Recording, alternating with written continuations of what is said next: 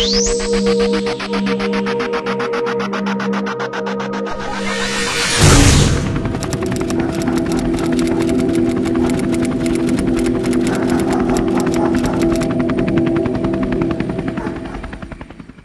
former big shot of Yahoo and Silicon Valley, Jesse Randolph, host of UFOnaut Radio, began his illustrious radio career on Blogtalkradio in California before he took a show to Portland, Oregon with KPAM860 and UFOnaut LITE for his faithful Blogtalk followers, and now broadcasts every Sunday night at 9 p.m. Pacific Standard Time from his new home in Phoenix, Arizona, a hotspot for open-minded conversation and progressive thinkers. Jessie has one of the largest growing audiences out there, and his new guard can contest to that. He's a sensation. He's controversial. He's a truth seeker. Let's get this truth journey rolling outside the matrix. Let's get granular with Mr. Jesse Randolph. Mr. Randolph, thanks for being with us on Atlantic Canada's only paranormal expanding consciousness radio broadcast, The Unified Field. Fantastic intro, like a freight train. That's the only one you left out. That's the one I was trying to remember. It's great to be here. Thanks for having me on. Well, I've been a big fan for a long time, and it's really a privilege to talk to you, so I do appreciate it. Listen to pretty much everything that you've done. I mentioned this before. I just kind of discovered you probably about, I guess, close to 2 years ago on Blogtalk. And you've come a long way, you've done a lot of stuff, spoke to a lot of guests.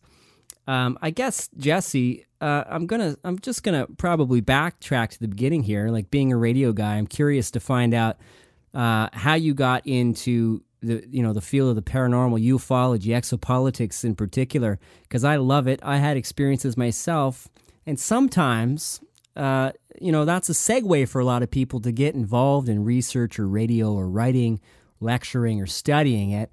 How did you get involved with this sort of thing? I know you got tired of being in the cubicle at Yahoo and people being so blind to the truth, the alternate reality that's existing right now, and it probably has been forever. I know you probably got into it that way, but did you have experiences maybe growing up that kind of pointed you in this direction? I didn't really have experiences. In fact, I was kind of a scared kid. So it's funny, in retrospect, I spoke to my brother recently, who's older than I, and we were both afraid of our house growing up, but we didn't know why. And we weren't very close, so we didn't share the information until much later in life. So I was kind of a scared kid. I was always afraid of the dark and things of that nature. So nothing particular happened to me that I would consider paranormal. And as you know, I'm a pretty healthy skeptic in general. Yeah. It wasn't until, I would say, my early teens, I started picking up some of the abduction books, Hopkins, Intruders, Communion, Schreiber, and then I started getting interested because my brother was a big horror fan. He ended up being a special effects guy in Los Angeles, so awesome. I was always around that stuff. It was always spooking me. So the abduction stuff just seemed really interesting, had a little bit more of a ring of truth to me, and I got sucked in from there, started going to some conventions. They used to be a lot more popular back when I was in my early teens. Los Angeles used to have a popular UFO convention.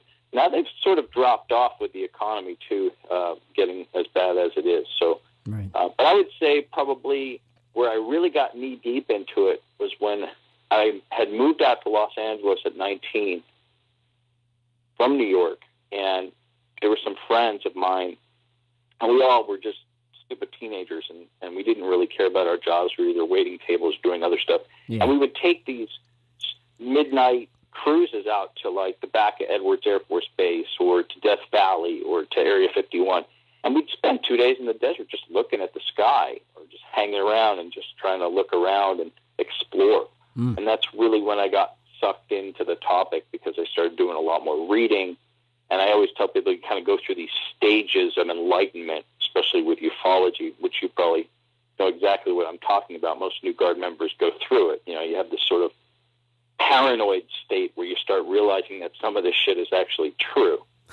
And then, you know what I'm saying? Yeah. And then it just kind of takes over your mind for a while. and it's all you read, it's all you think about. And then you sort of get on this evangelical trip, which I got on just like most people do, where they have to talk to their friends about it. Like, do you realize that this is happening, or that sort of thing? And then they realize that not a lot of people really care, and then it becomes sort of a depression phase.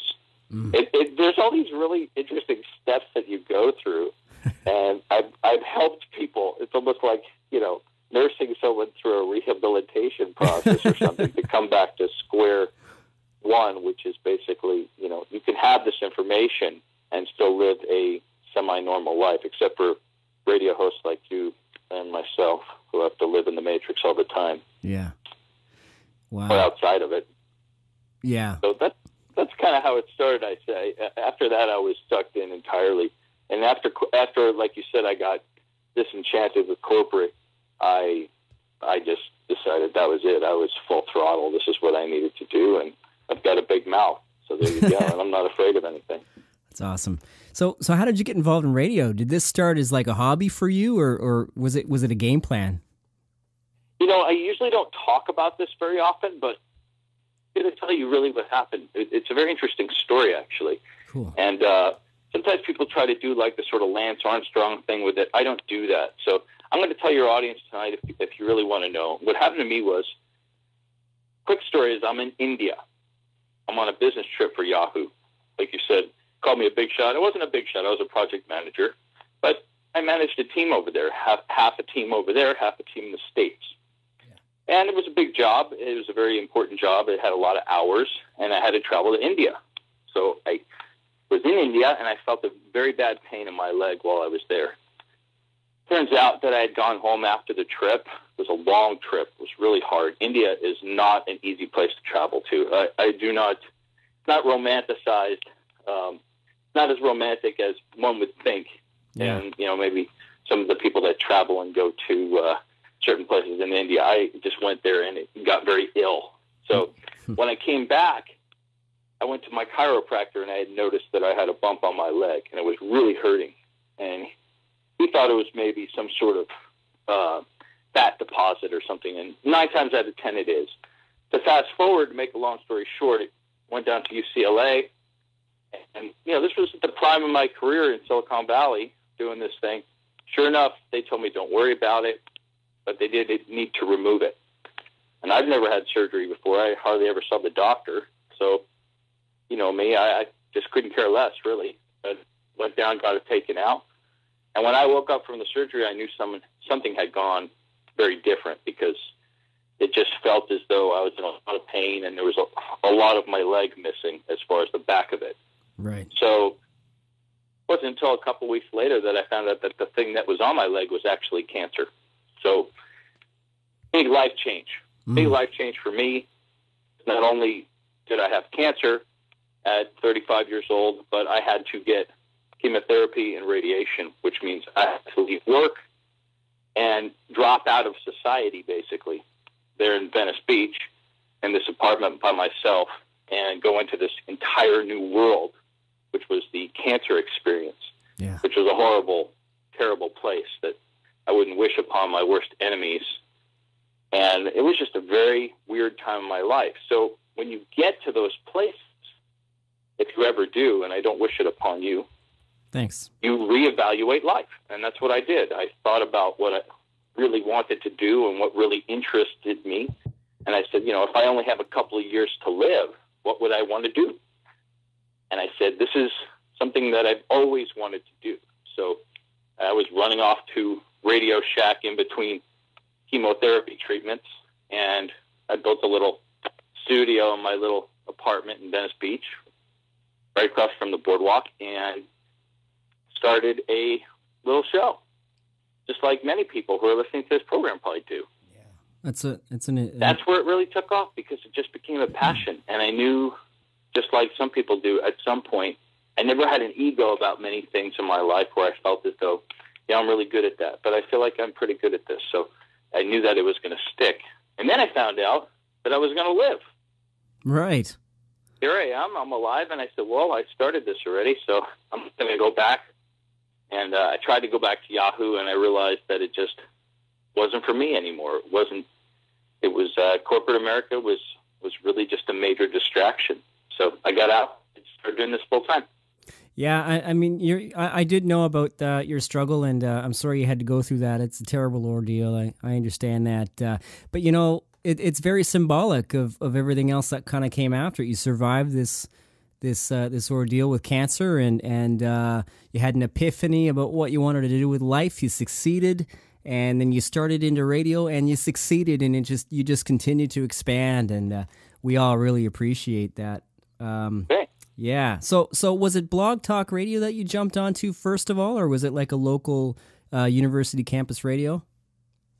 You know what? I think it was something even more archaic. I think it was something pirate at home that I figured some program. And I remember playing some music in a pre-recorded thing that I had done. The first thing I wanted to know is if I could even talk for an hour about anything. So I sat there and just talked to my apartment about, I don't know, disclosure or something like that to my, I was an evangelist to nobody for an hour. And then I got off and I raced over to my girlfriend's house at the time and told her to turn on the computer because I'd left it on a loop.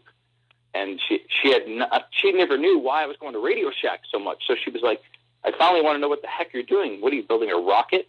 So sure enough, she heard it and she just started laughing because she's like, wow, this is really cool.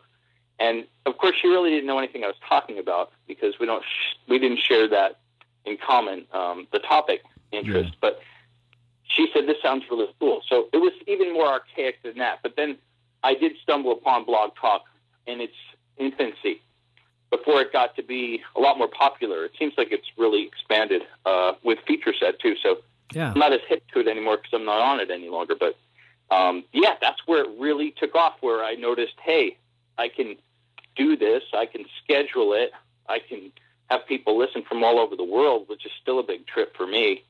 I always get off when someone from, China tells me, or Japan, that, they listen to me on the bullet train in the morning, or someone from, the armed forces tells me they listen to me on patrol or on a vessel.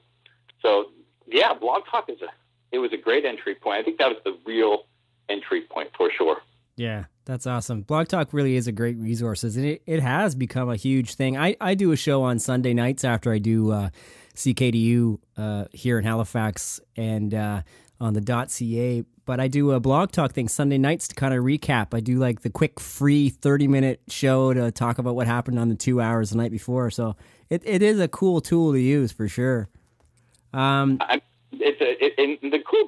It's got its good and its bad, because I think the bad is that some people just use it to sort of just mess around, and then sometimes that muddies the waters for people who are trying to do something a little bit more pro. But at the end of the day, if they didn't make it that way, then it wouldn't be free. And in fact, I don't even know if it is free anymore. So when I did it, it was pretty much uncharted territory, and you had a lot of people doing some pretty racy stuff, and I don't know if that's the case anymore. I think once you start charging, then you weed out a lot of people who aren't all that serious. So maybe that's a good thing they did that. Well, it's I do a free 30-minute show. They still do offer the free thing, so that's cool. But I don't want to advertise Blog Talk too much. Although you do mention racy, and as soon as you mention, you put Blog Talk and racy together. I don't even know if you know this guy. His name is Rich Giordano. He does the AZ UFO show. Oh, sure, I know Rich. Yeah, he's a racy guy. I always make the connection between Howard Stern and porno when I think of Rich Giordano. He's a total idiot. Yeah, he's a total idiot. Total idiot. Highly entertaining. I have no problem with certain people going there. I have nothing against the guy. He's just an idiot.